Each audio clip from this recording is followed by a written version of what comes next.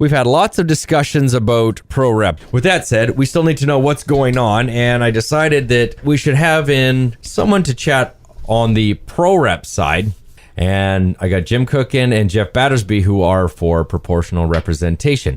And the reason that they're in is the same reason Doug's been on, is to gain as much information as we can so that when that time comes, you can make the most informed decision based on what you think is best for you. So good morning, Geoff. Good morning, Jim. Jim, why are you for it? Well, I'm for it because of the problems we've encountered with the first past the post system. Policy lurch that everybody's familiar with, from electing first someone to the left center, then somebody to the right center, and so on. We can't keep stability in our policy directions within the province. The other thing is, of course, that so many of the voters are disenfranchised by first past the post. You can gain 43% of the popular vote, but get 100% of the control in the legislature. Doesn't seem fair to me. Like the Okanagan, been 100% right-wing vote forever. Never been a left-wing representative from anywhere in the Okanagan. And yet there must be lots of people down there who voted left-wing. That's not me saying that we should be voting left-wing. It's just that everybody's voice should be heard. That doesn't happen under the current system. Okay, now I've given Doug the chance to talk about why he's for first past the post, to be fair. And I want to be fair for you guys to share why you are for pro rep and maybe shed a little bit more light on this kind of hazy gray area. 40% of the vote can give you 100% of the power in the House. When you have a 50% turnout, the net effect of all that is that 20% of the voters have government in power with 100% of the power, and that just is not fair or right. Lack of representation of all views. Proportional representation is widely used in the rest of the world. It has been recognized as the answer to unhappiness with first past the post by many authorities over time. Jim, where else in the world do countries use it that it's in effect and it is effective? 80% of the world's democracies. I actually brought a visual aid here to a radio show. The red on that world map that you're looking at. Okay, so you got North America, Britain, India, a India, little bit of Indonesia, and some East African countries. Those are the countries that don't use pro-rep. The fallacy here is that it's some kind of radical system where, in fact, since the 1820s, many countries and most democracies in the world actually use pro-rep. We're the radicals. Oh, okay. So that's interesting to know. One tick in this box that you can have for first past the post when you vote. Then there's options for pro-rep. Now, I think it's fair to say for anything, there's always going to be negatives. So do you have a list of the things that you're not in love with the fact for pro-rep? Jim, do you have anything that sort of sticks out? Mixed member proportional method is most commonly used throughout the world. Very effective. All of the good stuff going for it. The dual member is a system that was thought up here, I think in BC. It was certainly in Canada anyway. Hasn't been used anywhere. It's quite untried. I'm not a big fan of it. Urban-rural system uses a split system where half the urban vote is all STV, the single transferable vote, which BC basically voted down the last time we had a referendum on our voting process.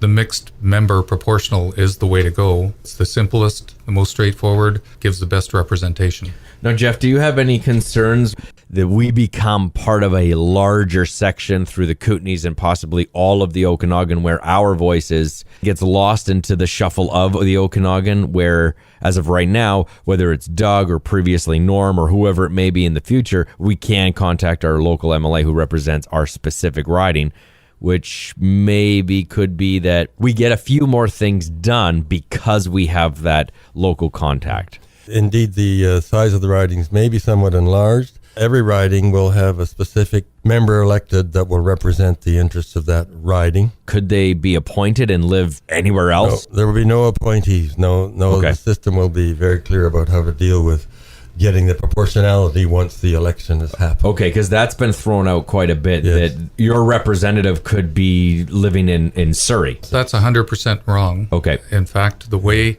we elect our members now, of course, in your local area, each party has an election and they elect the representative who's going to be their candidate. That will be exactly the same under any of these proportional representation schemes. But in addition to that, the local areas will be combined into a regional area, and there will be regional reps as well.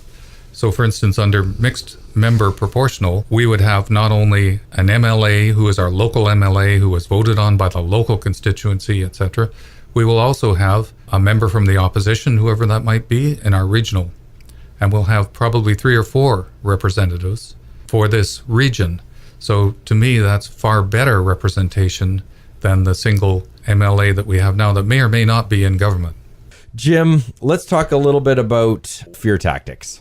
The idea that somehow proportional representation would be bad for the economy, or that there'll be huge deficits because of the kind of governments we'll have, is one of the bad fallacies. The facts are, first past the post countries, research that goes right from 1820 on to present time, have 65% higher deficits than pro-rep countries. That's pretty significant, I think. In the economy, this long-term research shows pro-rep countries have a 1% higher GDP over the long term than first past the post countries.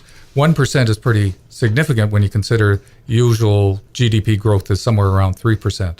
So you're getting a third better economic performance. Geoff, where are you in all this? Well, it's really unfortunate when people resort to the politics of fear to try and support their position. National disappointment when Mr. Trudeau had previously said he was this would be the last election, the federal election for first past the post, and changed his mind as soon as he got into power.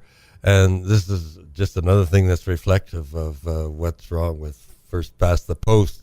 Say one thing during the election and another thing once you get in power. Proportional representation won't necessarily mean that won't still happen. There'll be a lot more people out there to keep politicians more honest on that kind of front. I want to get back to number one. The big thing in this ballot business is to vote for pro-rep because number one, there's no use even talking about the other things if you haven't got pro-rep in place. Certainly MMP has the one that seems to be the most successful and is the one that's been recommended for BC. Interview of, or rather talk from Helen Clark, the Prime Minister of New Zealand. They have MMP there, and she also thinks it's the best for Canada. And this was not in a political situation where she said this. The business of the exact program that you favor, if there is proportional representation, is best answered on the Elections BC website. So I would urge people to go there to get their best explanation of it. Certainly the opportunity to fine-tune MMP to meet the province's needs over time,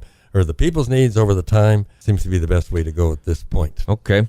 Gents, is there anything that we didn't talk about, touch base on, that you think is really important that we do before we wrap it up? Jim? It's worthwhile mentioning that you actually don't have to make a choice on this ballot about which pro-rep system you think might be best. If you're confused about it, but you think pro-rep is probably a good idea, you can just vote for pro-rep and not bother with the rest of the ballot.